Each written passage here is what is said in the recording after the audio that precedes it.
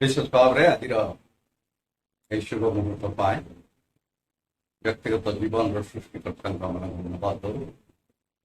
ଆଜି ପର୍ଯ୍ୟନ୍ତ ମାତା ଭଗବାନ କରି ଆସିଛନ୍ତି। ଯେଉଁ ଦିନଠାରୁ ପ୍ରଭୁଙ୍କର ପରିଚୟ ଆମମାନଙ୍କୁ ଦେଲେ, ସେଇ ଦିନଠାରୁ ପ୍ରଭୁଙ୍କର ବାକ୍ୟକୁ ଆମେ ଧ୍ୟାନ କରିଥାଉ, କହିଥାଉ, ଚିନ୍ତା କରିଥାଉ, ପୁଣି ବ୍ୟକ୍ତିଗତ ଜୀବନରେ ଆଶ୍ୱାସନା ପାଇଥାଉ। ଏହି ବ୍ୟକ୍ତିଗତ ଜୀବନର ସୃଷ୍ଟିକର୍ତ୍ତାଙ୍କୁ ଏହି ଶୁଭ ମୁହୂର୍ତ୍ତରେ ଧନ୍ୟବାଦ ଦେବାର ସହିତ ପ୍ରତ୍ୟେକଟି ଶ୍ରୋତାମାନଙ୍କୁ ମଧ୍ୟ ଧନ୍ୟବାଦ ଦିଏ, ଯେପରିକି ଆମମାନେ ପ୍ରଭୁଙ୍କର ପବିତ୍ର ପାଦ ତଳେ ବସୁ ବସୁ ତାଙ୍କର ବାକ୍ୟକୁ ଧ୍ୟାନ କରୁ କରୁ ତାଙ୍କର ପବିତ୍ରତାକୁ, ତାଙ୍କର ମହାନତାକୁ ବ୍ୟକ୍ତିଗତ ଜୀବନରେ ଗ୍ରହଣ କରିବୁ। ତେଣୁ ଆସୁ ଆମମାନେ ପ୍ରାର୍ଥନା କରିବା। ମଙ୍ଗଳମୟ ସ୍ୱର୍ଗ ସବିତା, ସମସ୍ତ ଗୌରବ, ସମସ୍ତ ମହିମା ପାଇବା ପାଇଁ ଏକମାତ୍ର ସତ୍ୟ ଜୀବିତ ପରମେଶ୍ୱର ତୁମେ। ଯେହେତୁ ତୁମେ ସର୍ବଶକ୍ତିମାନ, ସର୍ବଦର୍ଶୀ, ସର୍ବଜ୍ଞ, ସର୍ବବ୍ୟାପୀ ପରମେଶ୍ୱର, ପ୍ରଭୁ ଧନ୍ୟବାଦ କରୁଛି। ପ୍ରଭୁ ଅତି ଉଚ୍ଚ ଉନ୍ନତ ସିଂହାସନରେ ତୁମେ ଅଛ। ସମଗ୍ର ପୃଥିବୀକି ତୁମ ଶକ୍ତି ଦ୍ୱାରା ପରିଚାଳିତ କରି ଆସୁଛ। ଏପରିକି ଆମମାନଙ୍କୁ ମଧ୍ୟ ଜାଗତିକ ଆତ୍ମିକ ଭାବରେ ପରିଚାଳିତ କରି ତୁମର ଗୌରବ ନିମନ୍ତେ ବଞ୍ଚିବା ପାଇଁ ସୁଯୋଗ ଦେଇଛ। ଏଥିପାଇଁ ଧନ୍ୟବାଦ କରୁଛୁ। ଏହି ସମୟରେ ତୁମର ଉପସ୍ଥିତି ଆମେ ଚାହୁଁ। ତୁମେ ଆସ, ତୁମର ସେ ସ୍ୱର୍ଗୀୟ ପବିତ୍ର ବାକ୍ୟ ଆମମାନଙ୍କ ଆତ୍ମିକ ଜୀବନ ନିମନ୍ତେ ଯାହା ଆବଶ୍ୟକ ତାହା ଦେଇ ଆତ୍ମିକ ଜୀବନକୁ ଶୃଙ୍ଖଳିତ କର, ମାର୍ଜିତ କର, ଯେପରିକି ଅଧିକରୁ ଅଧିକ ତୁମ ନାମକୁ ଉଚ୍ଚୀକୃତ କରିବୁ। ଆଜିର ସେବାର ଆରମ୍ଭରୁ ସମାପ୍ତ ପର୍ଯ୍ୟନ୍ତ ସହବର୍ତ୍ତୀ ପରମେଶ୍ୱର ଗୌରବ ପୂଜା ତୁମେ ପା। ତ୍ରାଣକର୍ତ୍ତା ଯୀଶୁଙ୍କ ନାମରେ ମାଗୁଛୁ, ଆମେନ୍। ଆସୁ ଏହି ସମୟରେ ଗୋଟିଏ ଅଂଶ ମାନେ ପାଠ କରିବା, ଯାହାକି ଗାଲାତୀ ପୁସ୍ତକ ତାର 6 ଅଧ୍ୟାୟର 14 ପଦରେ ପାଉଲ ଗାଲାତୀୟ ବିଶ୍ୱାସୀମାନଙ୍କୁ ବା ଗାଲାତୀୟ ମଣ୍ଡଳୀକୁ ଏ ପ୍ରକାର ଭାବରେ ଲେଖୁଛନ୍ତି, କିନ୍ତୁ ଆମମାନଙ୍କ ପ୍ରଭୁ ଯୀଶୁ ଖ୍ରୀଷ୍ଟଙ୍କର କ୍ରୁଶ ବ୍ୟତୀତ ଆଉ କାହିଁରେ ଦର୍ପ କରିବା ମୋ ଠାରୁ ଦୂରେ ଥାଉ। ତାହାଙ୍କ ଦ୍ୱାରା ଜଗତ ମୋ ପ୍ରତି ଓ ମୁଁ ଜଗତ ପ୍ରତି କ୍ରୁଶରେ ହତ ହୋଇଅଛି।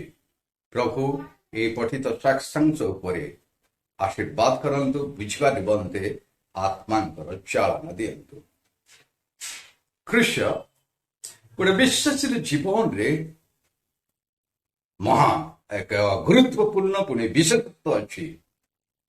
କ୍ରୁଶର ପ୍ରଭାବ ଆତ୍ମିକ ଜୀବନରେ ସ୍ୱର୍ଗୀୟ ପଥରେ କଢେଇକି ନେଇଥାଏ। ପାଉଲ ଭଲ ଭାବରେ ଜାଣିଲେ ଯୀଶୁଖ୍ରୀଷ୍ଟଙ୍କର କ୍ରୁଶ କଣ, ଯେ ଯୀଶୁଖ୍ରୀଷ୍ଟଙ୍କର କ୍ରୁଶରେ ସେ ଗର୍ବିତ। ପାଉଲଙ୍କର ଯଥେଷ୍ଟ କିଛି ଯୋଗ୍ୟତା ଥିଲା। ସେ ଅଷ୍ଟମ ଦିନରେ ସୁନ୍ନତ ପ୍ରାପ୍ତ ବ୍ୟକ୍ତି, ଇସ୍ରାଏଲ ବଂଶଜାତ, ବିନ୍ୟାମିନ୍ ଗୋଷ୍ଠୀୟ, ପୁଣି ବ୍ୟବସ୍ଥା ପାଳନ ସମ୍ବନ୍ଧରେ ଜଣେ ଫାରୁସୀ, ଉଦ୍ୟୋଗ ସମ୍ବନ୍ଧରେ ଜଣେ ମଣ୍ଡଳୀର ତାରଣାକାରୀ। ଏ ପ୍ରକାର ଏକ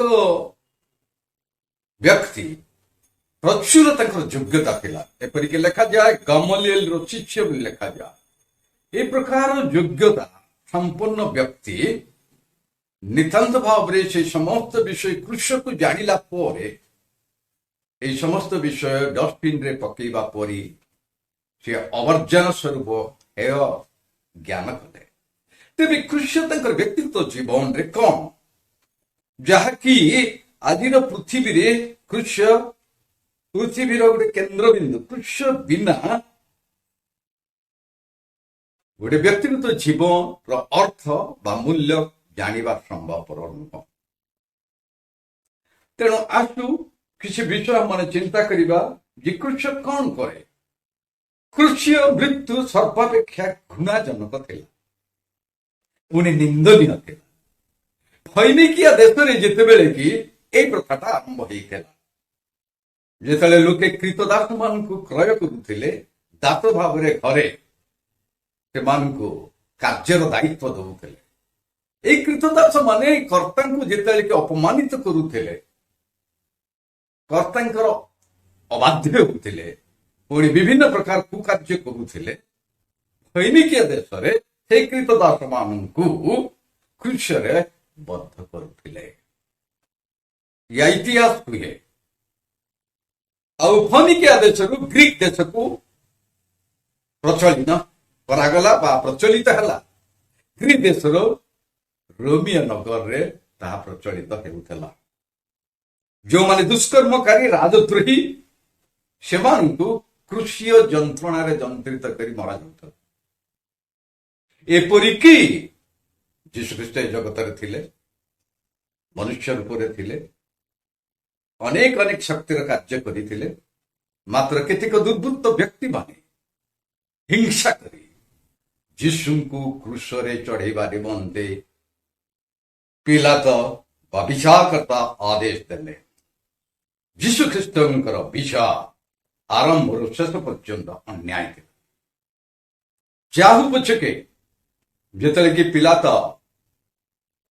ଆଦେଶ ଦେଲେ, ମାଡ଼ ମାରିଲା ପରେ ବା ବେତ୍ରାଘାତ ଦେଲା ପରେ ଆଦେଶ ଦେଲେ କ୍ରୁଶରେ ଚଢାଯାଅ।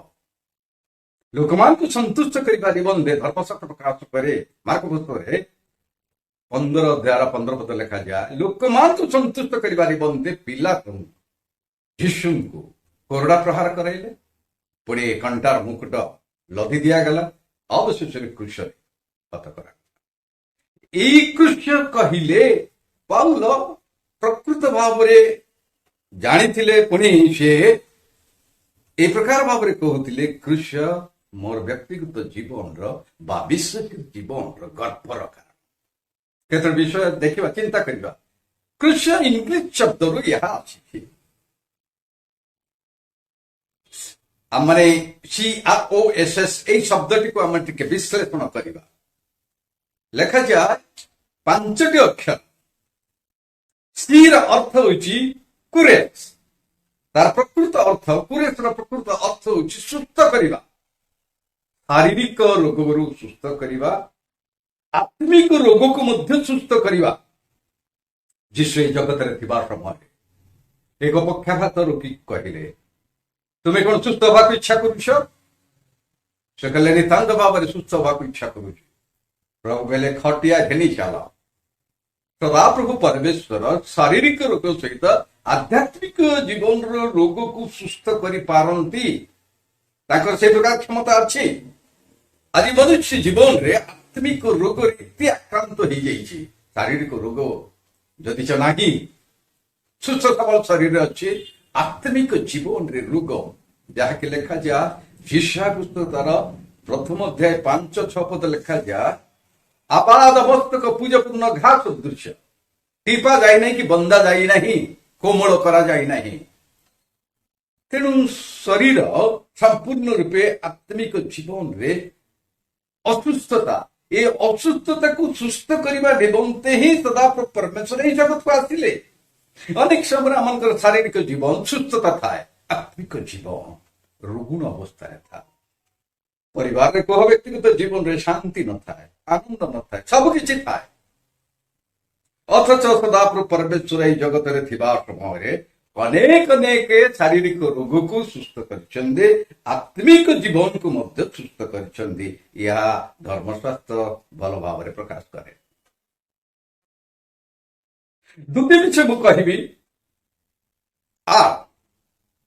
ସେ ବିଷୟରେ କହିଲି କୁରେସ୍, ରିନ୍ସ। ଏହାର ପ୍ରକୃତ ଅର୍ଥ ହେଉଛି ଧୋଇ ପକାଇବା ବା ପରିଷ୍କାର କରିବା।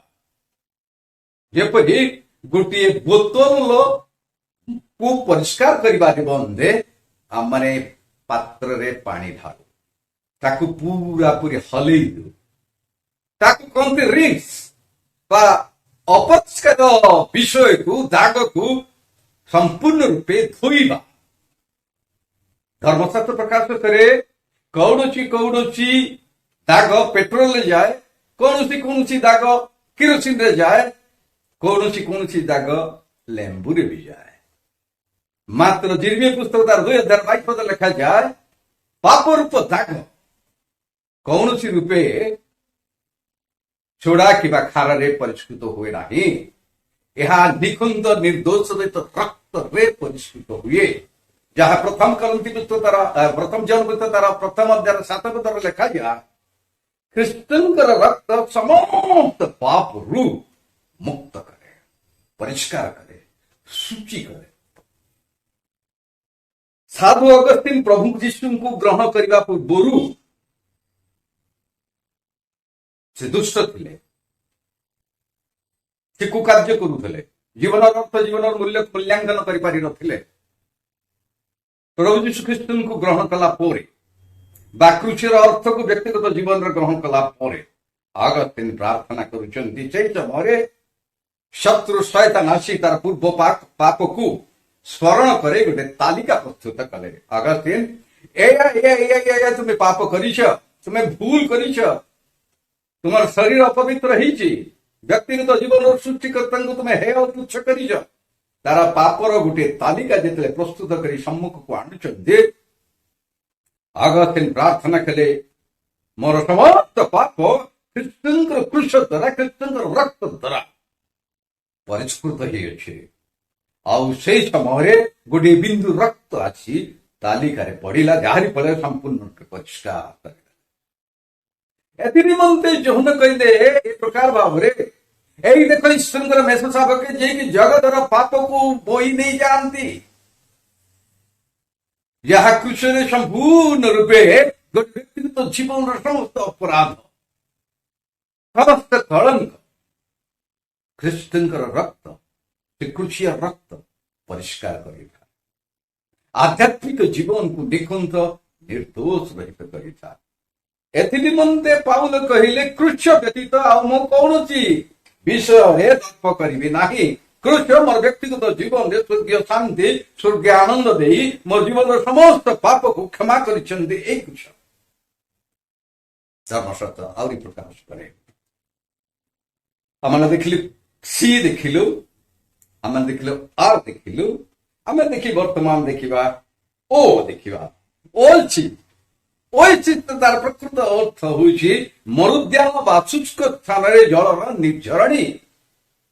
पिलामान को माने स्कूल रे जेतले पाठ पढ़ो मरुभूमि रो यात्री ओडो साहाय्य से यात्रा करे, आ जेतले यात्रा करी करी से क्लांत ही जाए मरु प्रांत रे तप्त बालुगारासी रे से शांत क्लांत हुए तृषारे जल खोजे बा पानी खोजे, खोजी खोजी मरुद्यान निकट को जाए। मरुद्यान रे एक सुंदर सुंदर गछ थाए और तृषा निवारण निमंते जलर निर्झरी थाए। ताहा देखी आश्वासन पाई यात्री जल पी परितृप्त लाभ करे। एई संसार मध्य तप्त मरुभूमि सदृश नितांत भावरे आत्मिक तृषा निवारण निमंते अनेक अनेक लोक बुलंदी, उत्तम कर्म करती, ध्यान करती, तीर्थ यात्रा करती, एणे तेणे से माने गमन करती, मात्र आत्मिक जीवन तृप्ति लाभ करि पारंती नाही। जो माने जीशु क्रूस निकट को गले ये पृथ्वी टांगरा भूमि रे गमन करू करू क्रूस को अनेले। क्रूस व्यक्तिगत जीवन रे शांति देला, आत्मिक जीवन रे संपूर्ण रूपे बहुत कले सदाप्रभु परमेश्वर। एथि निबंधे प्रभु गोटे सुंदर कथा कहले जे मो निकट को आसे जेकोसी अवस्था आसे मु ताकू शारीरिक आत्मिक रोग को मुक्त करिबी। तेणु से क्रूस ठारे ख्रीष्टंक ठारे जीवंत जल अछि। लिखिबी तो जे तृचित कहले बिना मूल्य रे से आसु मो निकट को नितांत भाव रे मु प्रस्तुत करी। पाउल एई समस्त विषय से जानी थिले, से ख्रीष्टन को प्रथमे निंदा करुथिले, ख्रीष्टन लोक मान को अत्याचार करुथिले, मात्र जितेबेले कि क्रूसर परिचय पाइले, ख्रीष्टन परिचय पाइले, जीवन सृष्टिकर्ता को चिन्हिला पोरे से संपूर्ण रूपे परितृप्त है आत्मिक जीवन रे। जारी फल कहले क्रूस व्यतीत मु कौनसी विषय रे तर्क करिबी नाही। तापरे हम देखिबा एथ देखिबा साल्वेशन मुक्ति, पापरु मुक्ति बा पापरु परित्राण पाइबा। केतेबेले जेतेबेले हमने पाप स्वीकार करू सेतेबेले व्यक्तिगत जीवन रे शांति आसे, आनंद आसे, मुक्ति के अनुभव करू। दैनंदिन जीवन रो कार्य वाक्य रे हमने व्यक्तिगत जीवन रे अनेक सबरे उपलब्धि करी था। हे परित्राण ପରିତ୍ରାଣ କହିଲେ ପାପରୁ ସମ୍ପୂର୍ଣ୍ଣ ରୂପେ ମୁକ୍ତ ହେବା। ଏଥି ନିମନ୍ତେ ତିମୋଥୀ ପୁସ୍ତକ ଲେଖାଯାଏ ସମସ୍ତେ ଯେପରି ପରିତ୍ରାଣ ପାଆନ୍ତି, ସତ୍ୟ ସମ୍ବନ୍ଧରେ ଜ୍ଞାତ ହୁଅନ୍ତି, ଏହା ସଦାପ୍ରଭୁ ପରମେଶ୍ୱର ଇଚ୍ଛା କରନ୍ତି। ପରିତ୍ରାଣର ପ୍ରକୃତ ଅର୍ଥ ହେଉଛି ମୂଳ ଭାଷାରେ ସାଜ। ସାଜର ପ୍ରକୃତ ଅର୍ଥ ହେଉଛି ଶରୀର, ଆତ୍ମା, ପୁଣି ପ୍ରାଣ ଈଶ୍ୱରଙ୍କ ଦୃଷ୍ଟିରେ ସୁସ୍ଥତା। ସାଜର ପ୍ରକୃତ ଅର୍ଥ ଅର୍ଥାତ୍ ମୁକ୍ତି ପାଅ, ପାପରୁ, ଜଗତରୁ, ଅଭିଳାଷରୁ, ଶରୀରର ସମସ୍ତ ପ୍ରକାର କଳ୍ପନାରୁ ସେ ମୁକ୍ତି ପାଅ, ଏହା ପ୍ରଭୁଙ୍କର ଇଚ୍ଛା। ଏଥି ନିମନ୍ତେ ପୃଥିବୀ ବିଶ୍ୱକୁ ଆସିଲେ। ଈଶ୍ୱର ରୂପରେ ନ ଆସି ଗୋଟେ ମନୁଷ୍ୟ ରୂପରେ ଆସିଲେ।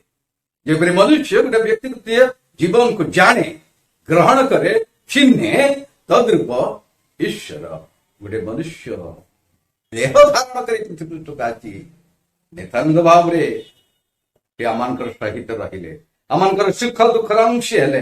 ଅବଶେଷରେ କେତେକ ଦୁର୍ବୃତ୍ତ ମାନେ ନିତାନ୍ତ ଭାବରେ କୃଷରେ ତାଙ୍କୁ ଚଢ଼େଇଲେ। ଶେଷ ବିଷୟ କହିବାକୁ ଚାହେଁ, ଶେଷ ବିଷୟ ସିଓନ, ZION ସିଓନ ହେବ, SION ସିଓନ ମଧ୍ୟ ହେବ। ଯୋଉ ପ୍ରଥମ ମନୁଷ୍ୟ ଏଦନକୁ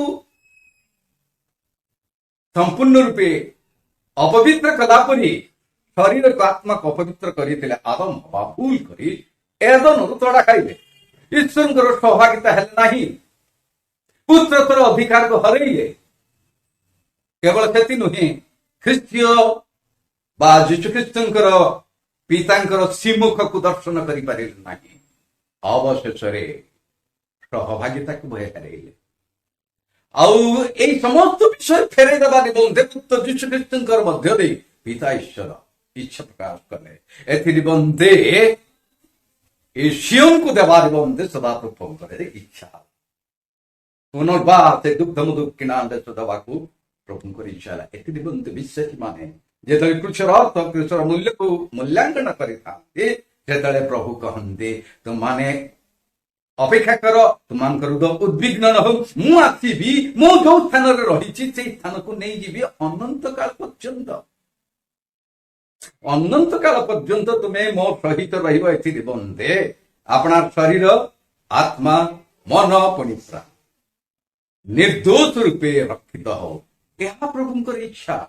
ଏଥି ନିମନ୍ତେ ପାଉଲ କହିଲେ ଏ ପ୍ରକାର ଭାବରେ, କଣ କହିଲେ, ତୁମେ ମାନେ ବ୍ୟକ୍ତିଗତ ଭାବରେ ପ୍ରଭୁ ଯୀଶୁଖ୍ରୀଷ୍ଟଙ୍କ ଠାରେ ବିଶ୍ୱାସ କର। ଆଉ ଟିକେ ମାନେ ଚିନ୍ତା କରିବା, ଧର୍ମଶାସ୍ତ୍ର ପ୍ରକାଶ କରେ କୃଷିୟ ଯନ୍ତ୍ରଣା ଯଦିଚ ଜଘନ୍ୟ, ଘୃଣ୍ୟ, ନିନ୍ଦନୀୟ, ଏକ ନିର୍ଦ୍ଦୋଷ ଯୀଶୁଖ୍ରୀଷ୍ଟଙ୍କୁ 4 ଜଣ ଦ୍ୱାରା ବିଚାରିତ ହେଲେ, ତାପରେ କୁଶରେ ଚଢା କଲେ, ଶାରୀରିକ ଭାବରେ ଯନ୍ତ୍ରଣା ଅନୁଭବ କରୁଛନ୍ତି, ପୁଳାଏ ପୁଳାଏ ପିଠରୁ ମାଂସ ବାହାରି ପଡିଛି କରୁଣା ପ୍ରହାରରେ। ସମ୍ପୂର୍ଣ୍ଣ ରୂପେ ମନ, ଶରୀର, ଆତ୍ମା ଥିଲା, ସେ ସମ୍ପୂର୍ଣ୍ଣ ରୂପେ ଭାଙ୍ଗି ପଡିଛନ୍ତି। ରକ୍ତ ମାଂସ ଶରୀର ସେ ଥିଲେ। ଅନେକ ଛେପ ମାରା ଦିଆଗଲା, ଅନେକ ବିଧା, ଅନେକ କଣ୍ଟାର ମୁକୁଟ, ଅନେକ କରୁଣା ପ୍ରହାର, ହାତରେ ପାଦରେ ମେଘ। ଆମର ପାପ ନିମନ୍ତେ, ଆମମାନଙ୍କର ବ୍ୟକ୍ତିଗତ ଜୀବନର ପାପ ନିମନ୍ତେ, ଆମମାନଙ୍କର ପିଲାମାନଙ୍କର ପାପ ନିମନ୍ତେ, ଆମମାନଙ୍କର ଦେଶର ପାପ ନିମନ୍ତେ, ଅପରାଧ ନିମନ୍ତେ ସମ୍ପୂର୍ଣ୍ଣ ରୂପେ କୃଷରେ ଆପଣଙ୍କୁ ସମର୍ପଣ କରିବ। ମାନସିକ ଭାବରେ ମଧ୍ୟ ସେ ଯନ୍ତ୍ରଣା ଭୋଗ କଲେ। ଏକି ପ୍ରକାର ଭାବରେ 12 ଜଣ ଶିଷ୍ୟଙ୍କୁ ନିଯୁକ୍ତି କଲେ, ସକାଳ ଠାରୁ ସନ୍ଧ୍ୟା ପର୍ଯ୍ୟନ୍ତ ନେଇ ସୁସମାଚାର ପ୍ରଚାର କାର୍ଯ୍ୟ ଆରମ୍ଭ କଲେ। ନିତାନ୍ତ ଯେତେବେଳେ କି ଦୁଃଖ ଆସିଲା, ଯୋଉ ପିତର କହିଥିଲେ ଯେ ପ୍ରଭୁ ତୁମ ନିମନ୍ତେ ମୁଁ ବନ୍ଦୀ ହେବି, ତୁମ ପାଇଁ ମୁଁ ଜୀବନ ଦେବି, ସେ ପିତର ଗଲେ କୁଆଡେ? ଦୁଃଖରେ ଦୁଃଖ ହେଇପାରିଲେ ନାହିଁ। ଦ୍ୱାର କୋଠରୀ ମଧ୍ୟରେ ନିଜକୁ ଲୁଚେଇ ରଖିଲେ।